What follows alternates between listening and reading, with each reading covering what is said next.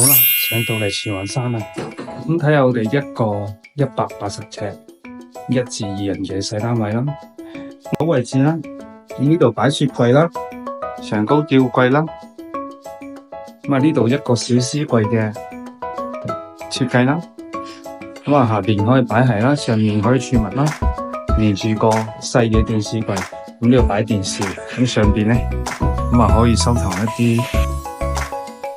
OK， 咁下邊咧就擺電視機啦，咁而呢邊休息區嘅係啦，咁休息區咧我哋入邊呢兩格係掀起嘅，咁出邊嘅位置咧係做咗6格櫃桶嘅，係啦，咁啊每一個空間咧都係令到盡嘅，咁床尾係衣櫃啦，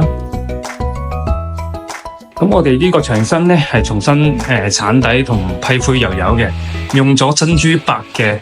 鋪咗呢一隻長條形嘅木紋地磚啦，翻我哋廚房位置。咁我廚房位置咧，搽咗原有台面啦，做咗呢一隻4英石嘅地櫃啦。咁中空貼一塊不鏽鋼板，上高吊櫃。咁啊，鋁扣天花呢邊都係一欄吊櫃。咁啊，增加咗好多嘅儲物空間啦。